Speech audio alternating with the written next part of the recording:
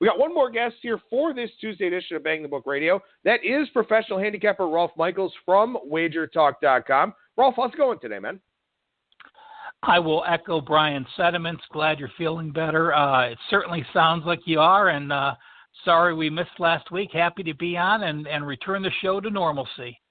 Happy to be back, man. Thank you so much for the well wishes and for reaching out there as well. And let's go ahead and talk some college basketball here, Rolf, because March is approaching quickly. Friday, the first day of March here, thankfully, because I'm ready for spring more than I've ever been. But that also means conference tournaments, means March Madness, also means the end of the regular season. So with that in mind, a lot of small conference tournaments starting next week. I think the Atlantic Sun is the first one next Monday. Then you get the Big South and a couple others on Tuesday. What does this week mean for you from a betting standpoint in some of those smaller conferences, Rolf? Well, you have to remember the difference is those smaller conferences are playing for basically their lives. Their March Madness tournament has started today. And, I just tweeted out, Adam, I'll email it to you. I just did an Excel sheet which shows you all the conference tournaments. And I remember, obviously being from Cleveland, we followed the Horizon League closely with Cleveland State. The Horizon was one of those conferences that gave a definite edge to the top two seeds. They basically had a double bye. Well, I just tweeted out this conference tournament schedule for all 32 conferences, and there are quite a few teams, quite a few conferences this year which have extended tournaments. Example, the Atlantic Sun plays Monday the 4th, Thursday the 7th, and Sunday the 10th. So you don't have back-to-back games. The better teams can rest their players, and I think it's an edge. Now, that's because the home team gets an edge. The Patriot. Patriot has games Tuesday, Thursday, Sunday, Wednesday. The better teams can rest their players. You're not playing back-to-back games. Injuries don't take as much of effect. The Big South plays Tuesday, Thursday, Friday, Sunday. Again, days off between those games. The Northeast, Wednesday, Saturday, Tuesday. So they're giving the home edge to these teams that are finishing 1 or 2 in the seedings.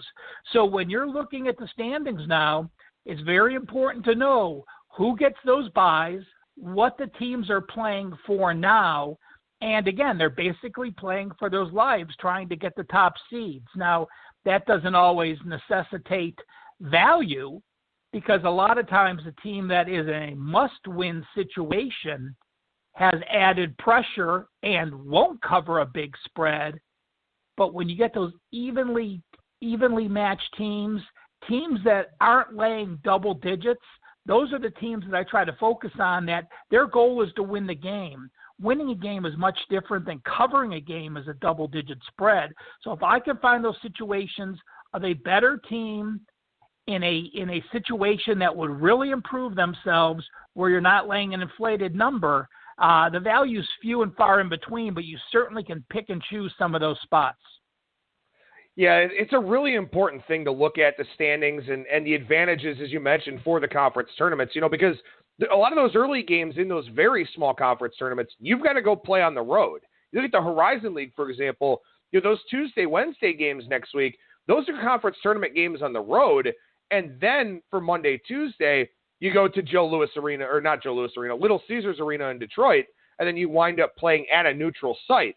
So, there are a lot of advantages to these small conference tournaments, and deservedly so, because if you're a small conference, you absolutely want to do everything in your power to get your best team into the tournament to make your conference look as good as possible. So those are very important things. And also, too, in some of these small conference tournaments, not everybody makes the field.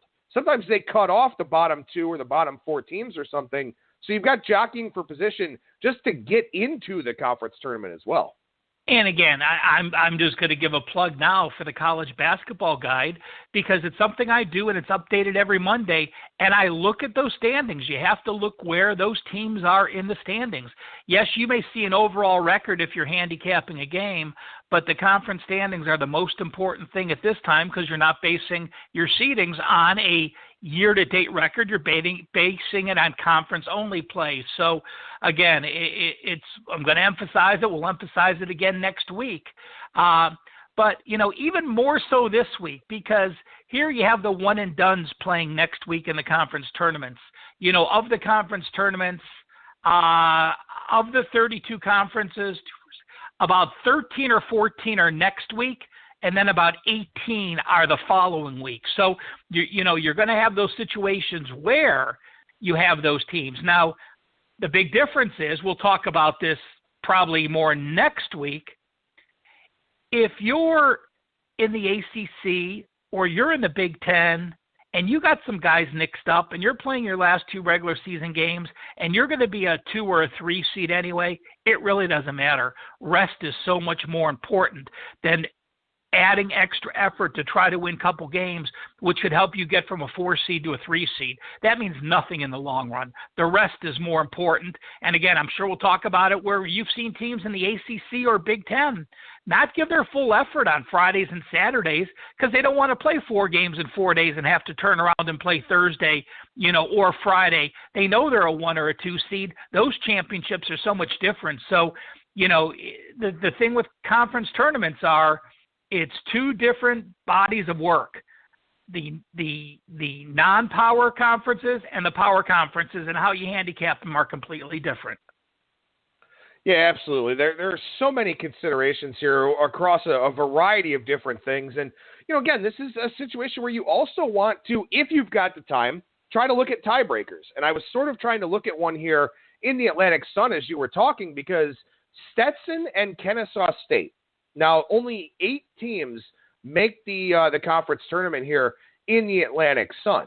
So, you've got a situation where North Alabama is a transitional member to the Atlantic Sun. So, correct me if I'm wrong, and I haven't looked at this, and this is something I probably should have checked before I came onto the show, but I think these transitional members cannot participate in the conference tournament. North Alabama is that team. So, while Stetson and Kennesaw State play each other on Friday, it looks like it's a game to get into the conference tournament, but I don't think North Alabama can play in it because they're a transitional member. So a lot of little intricacies here that do take time to look up, but if you find these angles, you can definitely cash some tickets that way.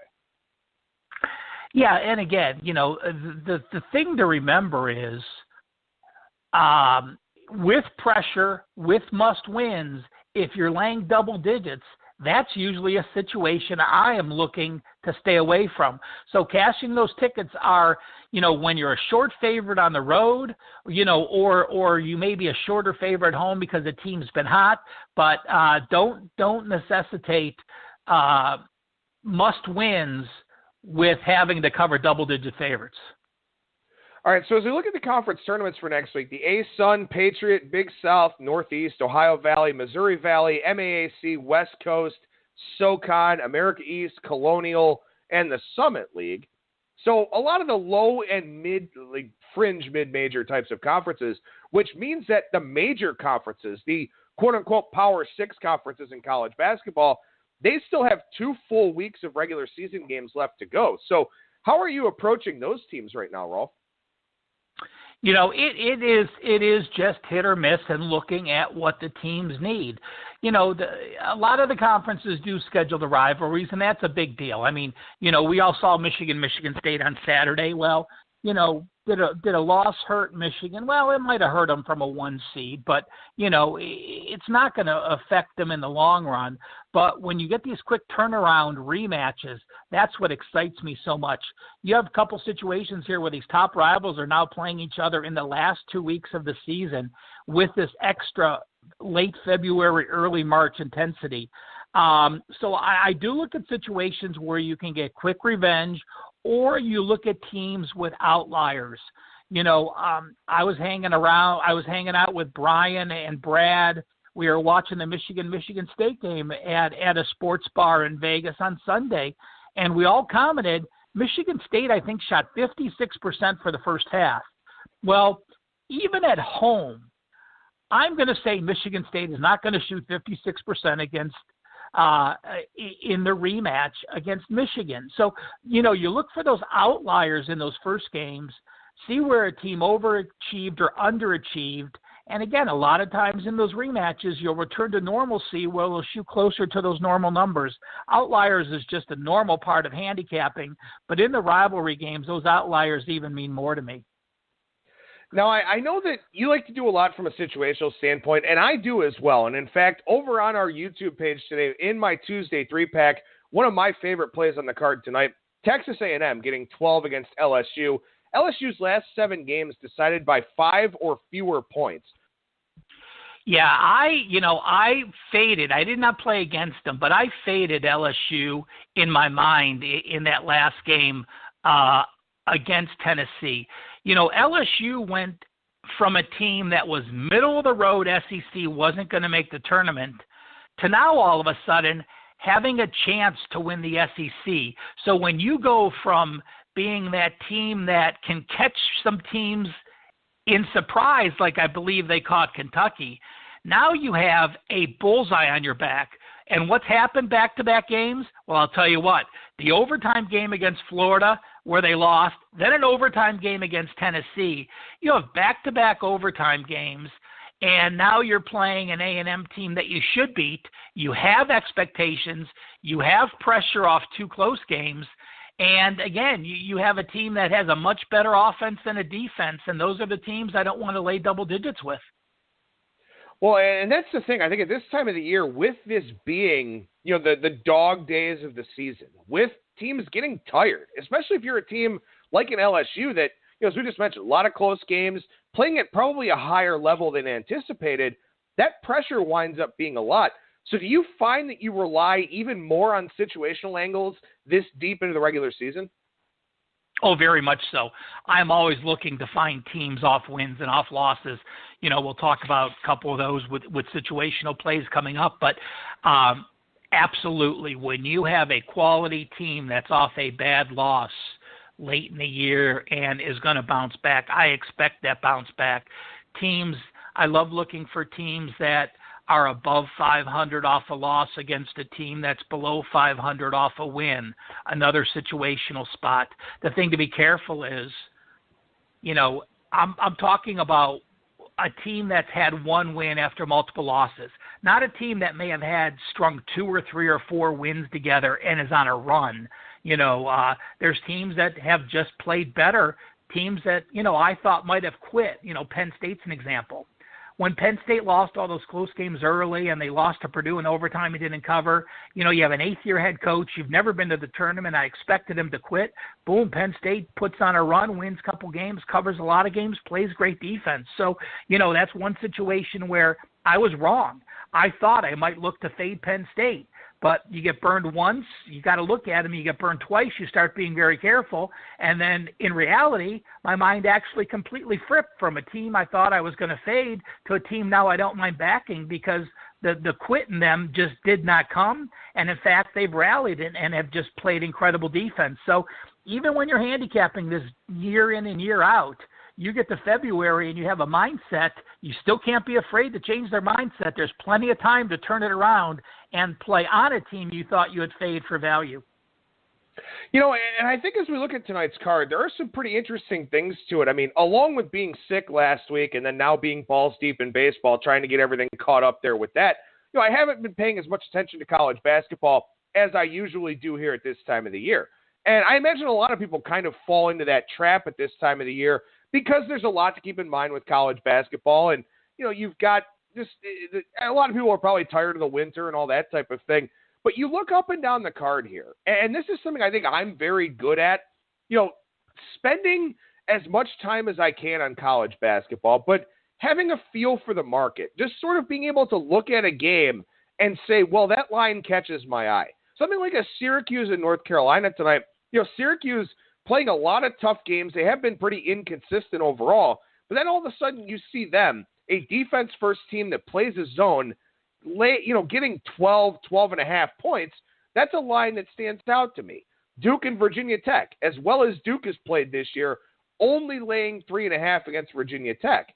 You've got these games on a daily basis. Wisconsin and Indiana, all anyone's talked about all year is Indiana's a mess. Archie Miller's not doing what we all thought he would do. They take money today against Wisconsin. So for those that maybe don't have the time to dedicate to college basketball, like I have been here over the last week and a half, looking for these context clues, looking for these games that stand out as a way to narrow down the card, I think is a great resource at this time of the year. I'll tell you what, I am still old school, and I'll just go to a site that, I don't use besides lines, but I go to scoresandodds.com, and it shows you quickly where the line moves are, and it shows you the records. And I still, no matter how much I follow college basketball, still do the guide, think I know it pretty well.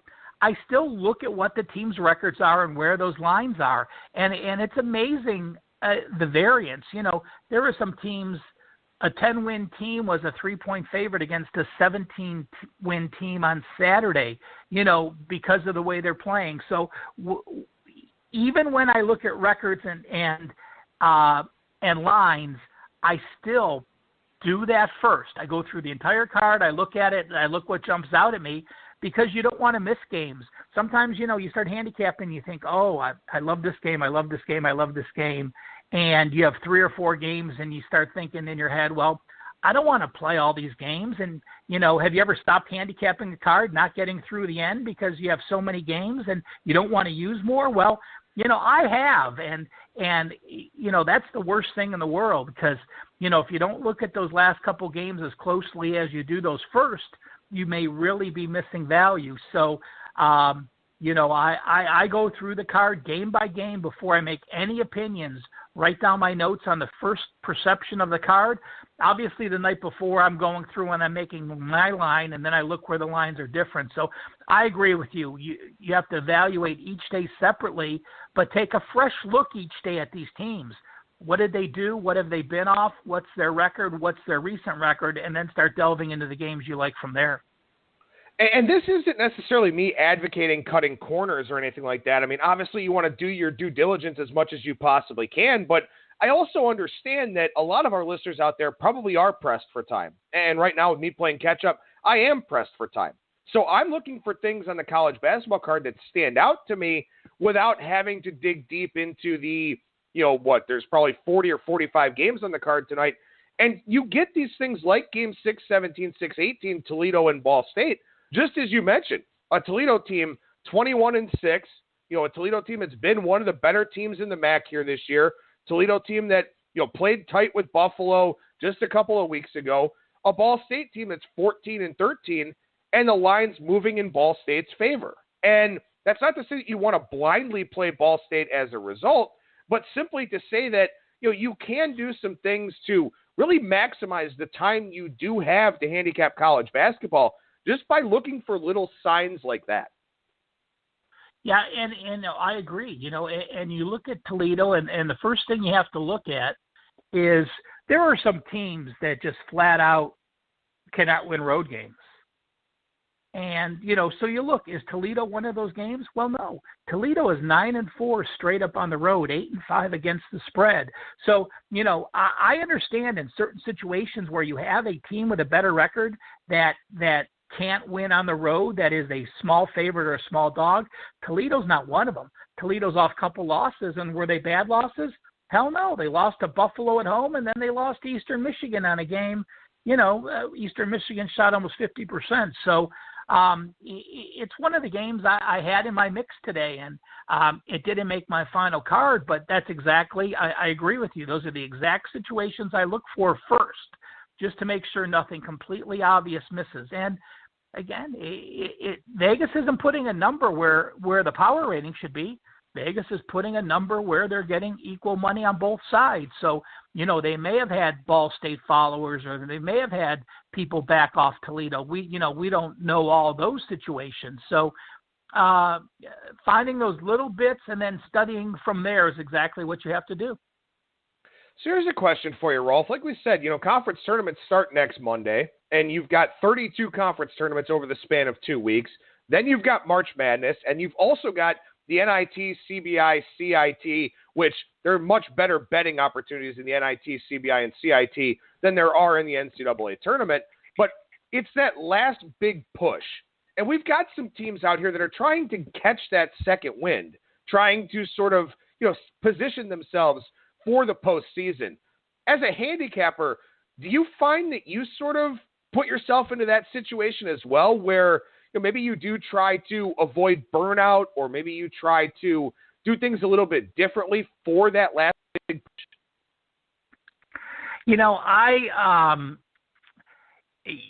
I started handicapping college basketball, so my burnout doesn't happen in March Madness. I am thrilled when we get to this point. I am energized by doing the conference tournament schedules and looking at that because, once you get to March Madness, let's face it, you have 65 games and half of them are over the first 2 days.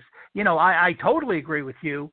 There's more value in the NIT than the other 3 tournaments combined. Why? Because you have teams that thought they should have made the NCAA tournament and didn't, or teams that just don't care to be there. The other tournaments, you have less motivational issues because if you're in the CBI or the CIT, you weren't going to make the NCAAs. But, you might have made the NITs, but is that enough motivation? It's not nearly the same motivation. So to me, when it gets to this point, I have no burnout. There are times when I get to the end of the NBA playoffs that I have burnout. I will admit to that. But, the way the NBA schedule goes nowadays, you have one game every 5 days, it seems like, in the finals. So, you can get through that without struggling. But I almost get re-energized at this point. Just because it's my passion, it's how I got into handicapping, and it's what I love doing the most.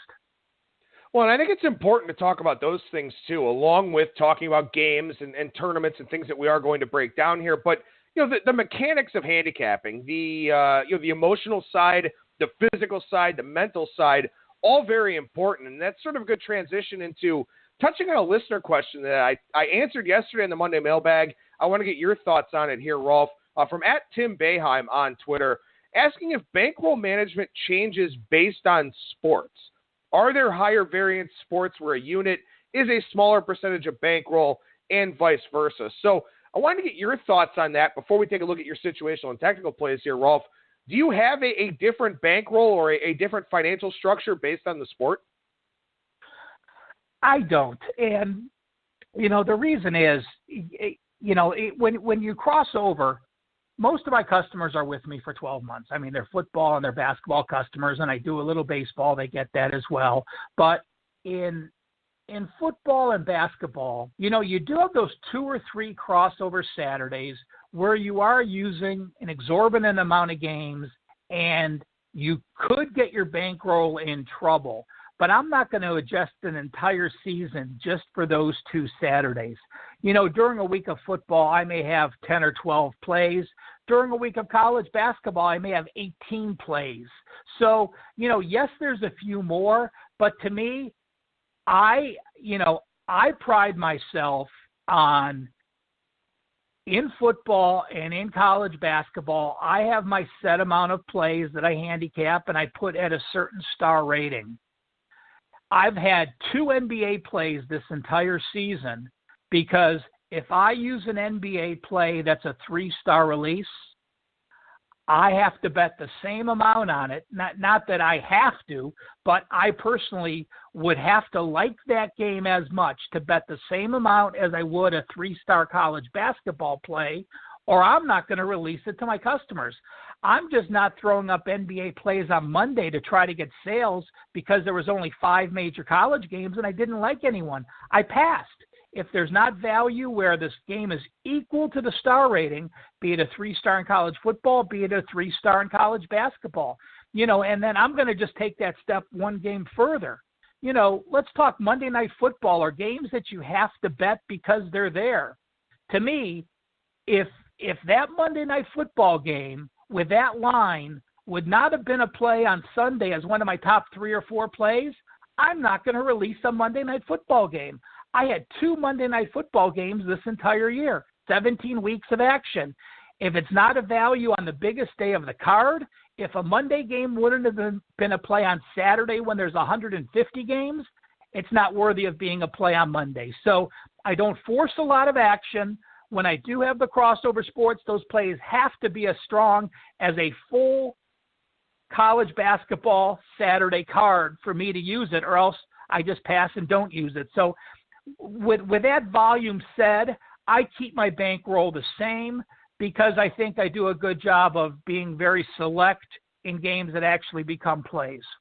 Yeah, that's an important part of the equation as well, and that's something I didn't touch on yesterday. But that's another thing too, is that maybe you can keep your unit size the same, but if you've got a different confidence level across different sports markets and different sports leagues, then you do want to be a little bit more hesitant. And I know that that's not easy for people because the vast majority of our listeners, they want action. They want to do this as a hobby. You're doing this for a living. So it is a different type of mindset, to say the least.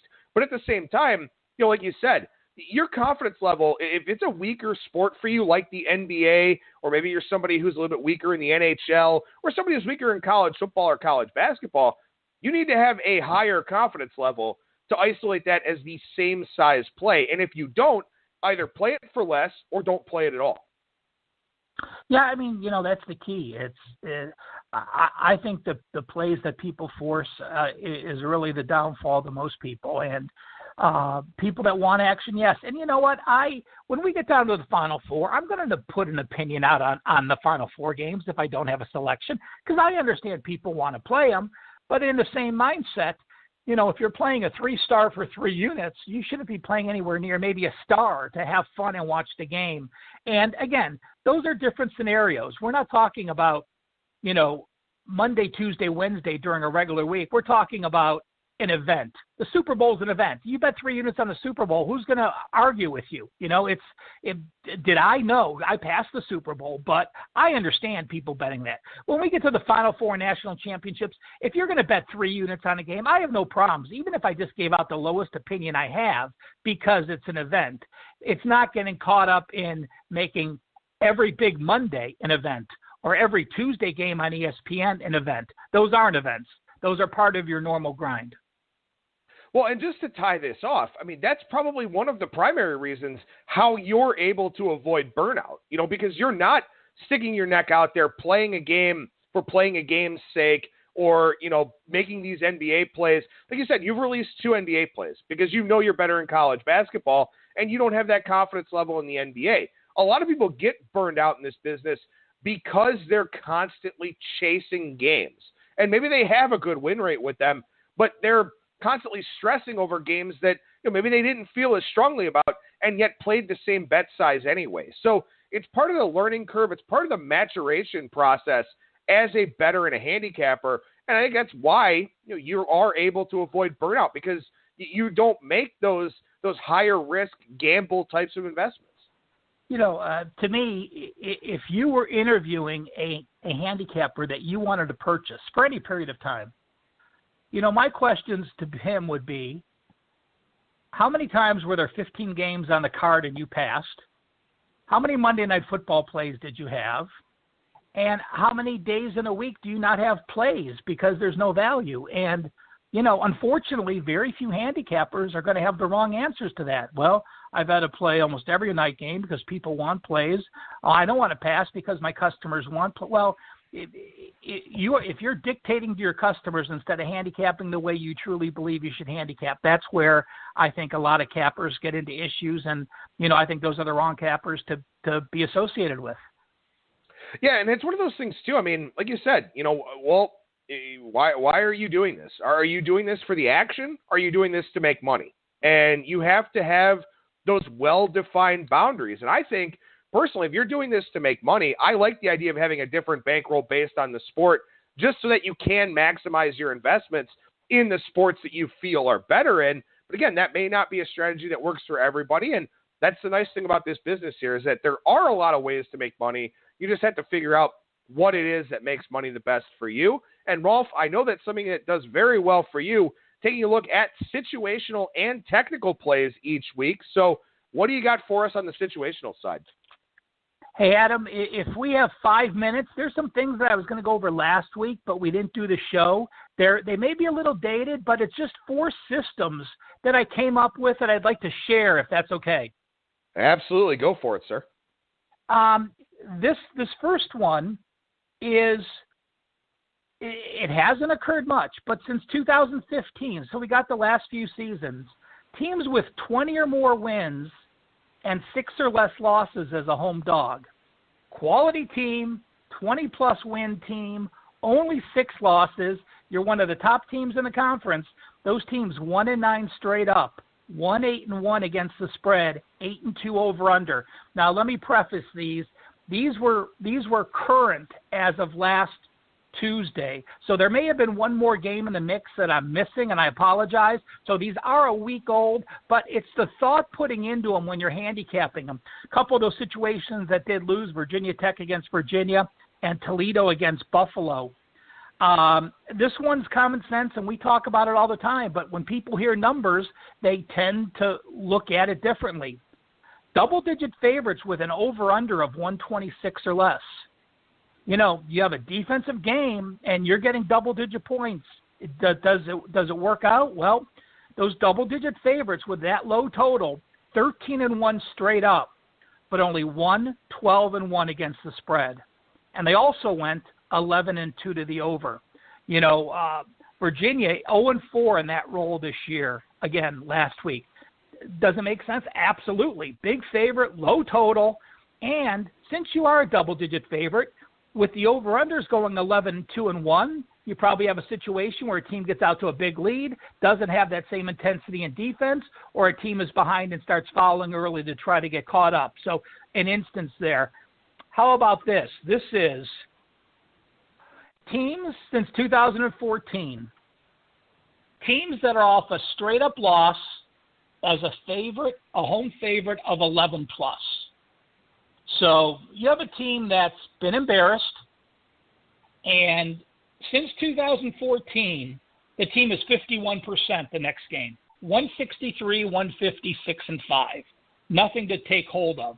But in February, when you have a team that is off a straight-up loss as an 11-plus point double-digit favorite, you're only 23 and 38. So quite a bit difference later in the year when you have that must-win, you're off a loss, you have pressure, you're playing a conference opponent that knows you well, you're only 23 and 38 in February, 38% in that same situation. And lastly, since 2014, teams that have a win percentage under 50% in February and are a home favorite of 12 or more. So you have a losing team, big home favorite. Obviously, you're playing a very weak opponent. Well, you're 21-17 against the spread, but you're 30-8 over under, 79%. 30 overs, only 8 unders. If in February you're a losing team and you're a big home favorite of 12 or more. And then last one I just found this morning, this number is current as of today. If you are exactly 500, there's no one on the board today, I did look. If you're a small home favorite of up to -4, and you are exactly 50%, and you are off a win. So, scenario, you were 1 game under 500 last game. You won that game. You have some momentum.